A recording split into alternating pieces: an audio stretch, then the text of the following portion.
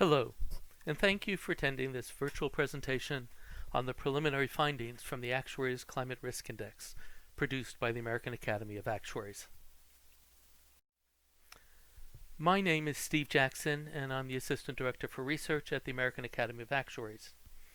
Trained as an economist, I spent many years in academics doing both academic and consulting research on a wide range of subjects related to economics and finance.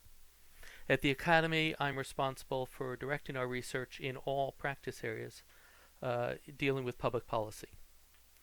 The Academy is the United States' national association for actuaries in all practice areas with more than 19,500 members. While I'm an economist, not an actuary, I've been working for more than 2 years with a team of actuaries to develop an actuarial perspective on the impact of changes in climate risk, which I present today.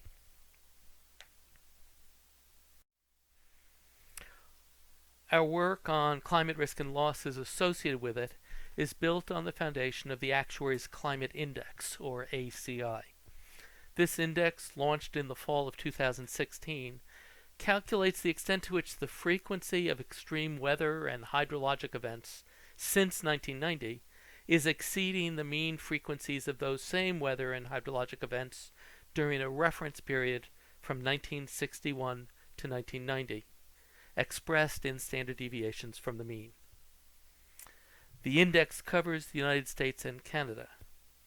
As you can clearly see in this graphic, which is available with a great deal of additional information at actuariesclimateindex.org, the frequency of extreme events has increased significantly and continues to increase. This should not surprise any of us, as numerous indicators of changes in climate, many based on surface temperature or other single indicators, reveal similar patterns.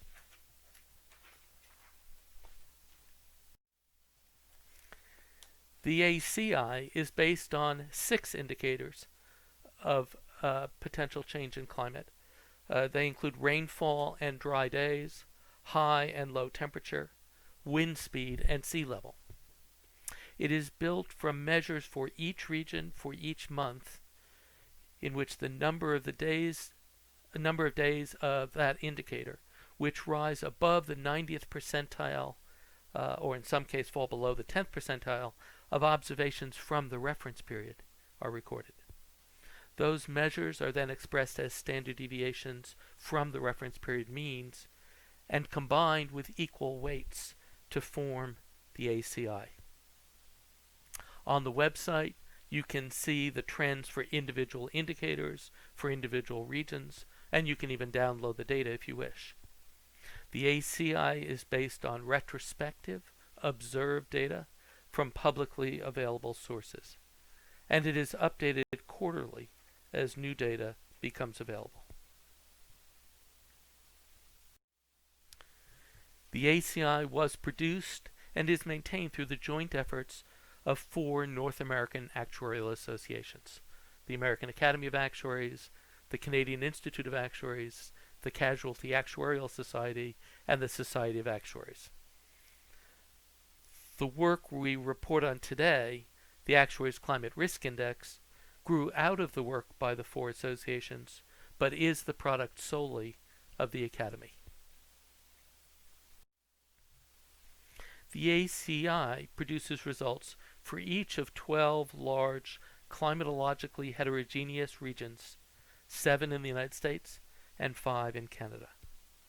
Our aspiration for the ACRI is to produce regularly updated estimates for the losses due to changes in the ACI for the same regions as the ACI itself.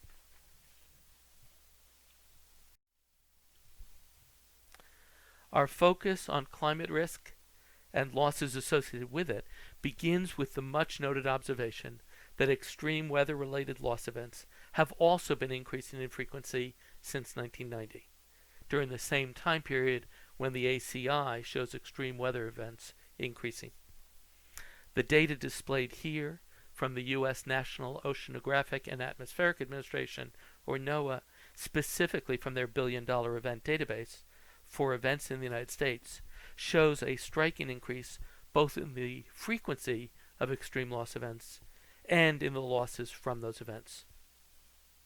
With the colored columns measuring the frequency of events, and it's broken down into 7 categories of events. For example, the large green segments, especially in recent years, represent the count for severe storms.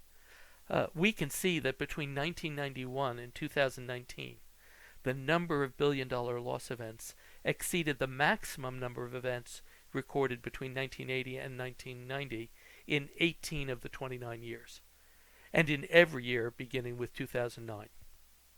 Turning to the black line at the bottom part of the graph, which shows the 5-year average losses from the billion-dollar events, we see that in every year since 1991, with the exception of the years around 2000, those average losses exceed the highest average from the period 1980 to 1990.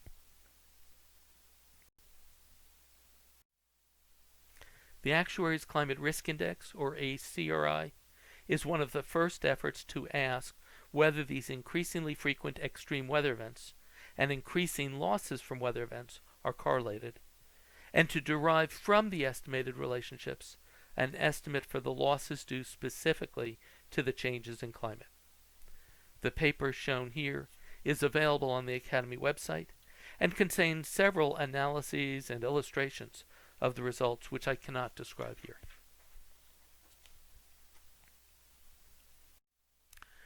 The paper published by the Academy in January of this year presents preliminary findings from the ACI 1.0. The results are preliminary for 2 reasons. First, in the paper we discuss limits to the robustness of the results, meaning that the finer the granularity of results examined, the less reliable those results are. And second, while we aspire to an index which can be updated quarterly, the current results are treated as a one-time estimate. We aspire to an index which incorporates all 6 of the ACI elements. The current version only includes 4. And we aspire to a version which has reliable results for each of the 12 regions in the US and Canada. Current version has been restricted to the United States only due to limitations on the currently available loss data for Canada. The current version does not quite get to our aspirations. We're already at work on version 2.0, which we expect to get to that point where we can regularly update the index using all 6 indicators from the ACI and with reliable results for the United States and Canada and for each of the regions within each country. The climate data we use for this project originates with the same data sources used for the ACI. Temperature, precipitation, and consecutive dry days are based on data stored in the Global Historical Climate Network's daily gridded dataset. Wind speed is based on datasets from NOAA's National Centers for Environmental Prediction, and sea level is based on measurements from the Permanent Service for Mean Sea Level. For loss data in the US, we relied on data from the Spatial Hazard Events and Losses Database for the United States, or SHELDUS, a database maintained by a team at Arizona State University and built primarily from reports in the NOAA Storm Events database. That public NOAA database does not have most of its reports digitized prior to 1996. Since we needed data back to 1961, we relied for this effort on SHELDUS data. In the future, we may combine SHELDUS for the older years with the NOAA data for more recent years, as the NOAA data is updated and available much more quickly than SHELDUS. Our analysis here ends with 2016 data, which was the most recent available data when we began this modeling effort in the middle of 2018. For version 1.0, we have only examined property losses, but with crop losses, injuries, and deaths also available, we intend in the future to extend the modeling to cover those losses as well.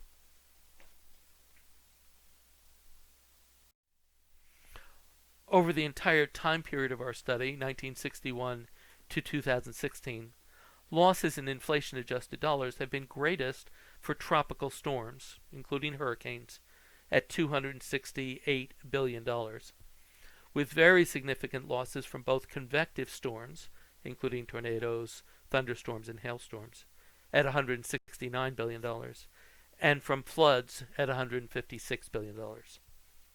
Rather than attempting to model specific weather event types to specific categories of loss, we've instead combined all losses from all sources and correlated those total losses with the various categories of weather and hydrologic extremes captured in the ACI. This was necessary because losses could often be associated with more than one category of event. For example, flooding as a result of hurricanes might either be categorized as tropical storm losses or as flood losses.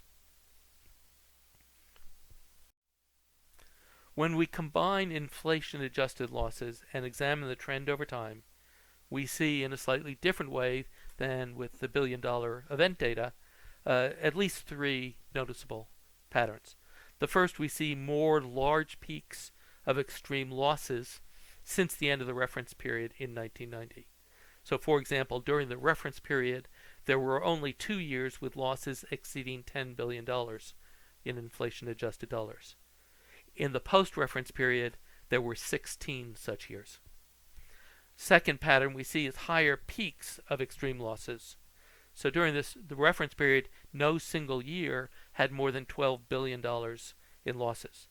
During the post-reference period, since 1991, there have been 4 years with more than $25 billion in each of those years, more than doubling the largest loss in the reference period.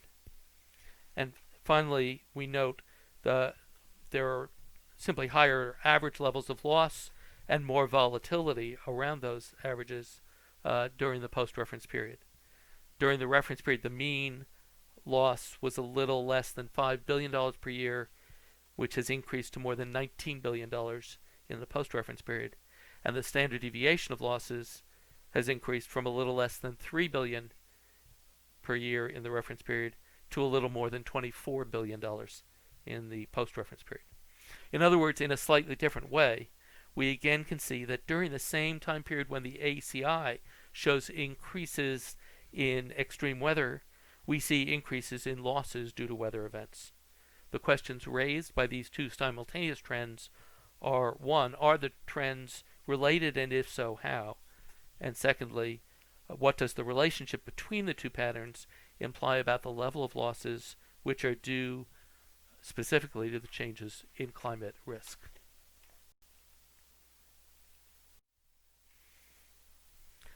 As we turn to look at the modeling of the losses associated with climate risk, it is prudent for us to be aware of the cautionary note sounded by the U.S. Congress's General Accountability Office when they reviewed economic models of climate impact back in 2017.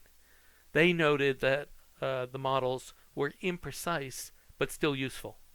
This is how we characterize the results of ACRI version 1.0.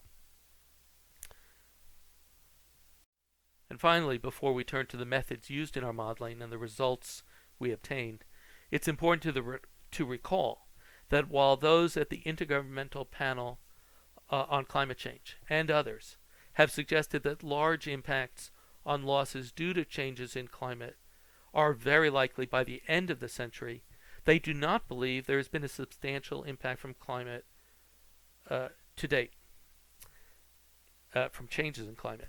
Indeed, they argue that most of the increase in losses, which we've shown earlier, are due not to increases in the severity of weather, but rather due to increases in population and development, to increases in risk exposure in areas most likely to be affected by extreme weather.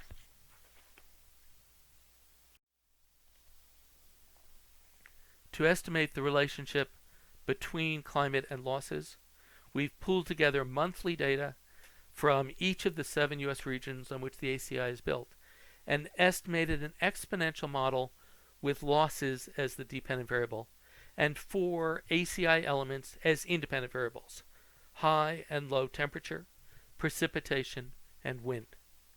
Importantly, we've also included as an independent variable a measure of risk exposure, derived from the value of the housing stock in each region in each year. Hence, our results on the impact of our weather variable control for the impact of risk exposure. Overall, our log transformed regression results yielded an adjusted R-squared of 0.61 for the U.S. as a whole. For the 7 regions separately, the estimated equation had a mean R-squared of 0.36. We've reviewed residuals and many other tests and corrected for violations of regression assumptions and been successful in doing so in all but one instance. The one standard we could not meet derives from the undue influence on the results of those instances in which losses were extremely large. For example, if Hurricane Katrina had occurred early in September of 2005 instead of late in August of that year, the parameters of our model for the Southeast region in both August and September would have changed dramatically. That said, and with some uncertainty, we have reason to believe that viewed at higher levels of granularity, national rather than regional results, years rather than months, the model's results would not change very much beyond the limits of uncertainty described by the confidence intervals we have calculated. We've used the predicted losses from our estimated model to derive the losses due to changes in climate. We use the average predicted loss for a particular region in a particular month during the reference period as our estimate of losses in that time and place given the distribution of weather during the reference period. To calculate the change in losses due to changes in weather, we subtract that reference period average, adjusted to account for increases in risk exposure, from the losses predicted in a given year in the same month in the same region post-reference period. Adding these estimated changes in loss together produces the ACRI. The results indicate that controlling for inflation and for risk exposure, approximately $1 billion per year has been caused by increases in the severity of weather since the reference period, with most of that loss originating in the Southeast region's hurricanes. To estimate the uncertainty associated with that best estimate, we've calculated confidence intervals in 2 ways. First, we examined intrinsic confidence intervals, measuring uncertainty due to potential variability in the model's parameter estimates. We've based that on the 90th percent confidence interval for each estimate, and with this confidence interval, we estimate losses in the U.S. associated with climate risk as falling in the range from $600 million to $1.4 billion per year. Second, we examined extrinsic confidence intervals. There's uncertainty resulting from sampling in which we relied solely on the particular set of losses observed. To estimate this uncertainty, we simulated our estimating process with samples created for each month for each region by random sampling with replacement from all of the reference period observations for that region month in order to fill the spots for each year in the reference period, and analogously from all of the post-reference period observations for that region month to fill each year in the post-reference period. We used this set of simulations to calculate 90th percentile confidence intervals around our ACRI estimates, producing estimated losses in the U.S. associated with climate risk falling in the range from $80 million to $1.75 billion per year.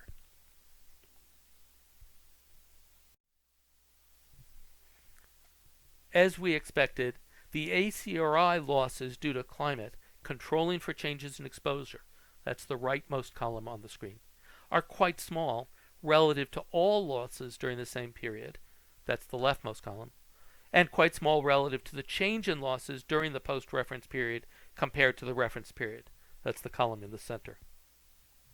While small, note that we have given a specific quantity and confidence interval to the previously non-specific claims that most of the losses were due to changes in exposure. And we've taken a first step towards creating a method which can be used to track the course of future losses due to changes in climate risk. And we've also produced a method by which those who are interested in forecasting losses under different possible future scenarios might do so.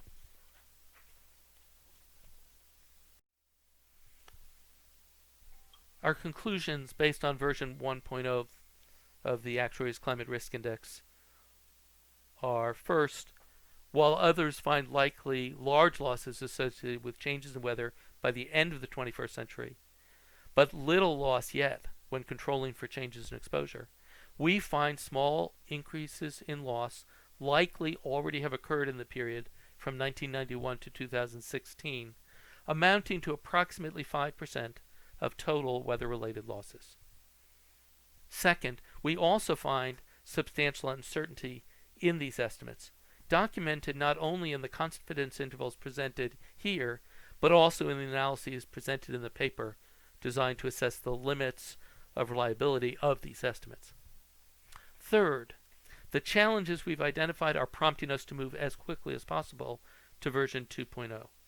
These challenges include a lack of granularity in the data, metrics which lack information on severity of extreme events, and analytical methods which provide a very good fit for the data when it is log transformed, but which do not fit very well when translated back into dollars.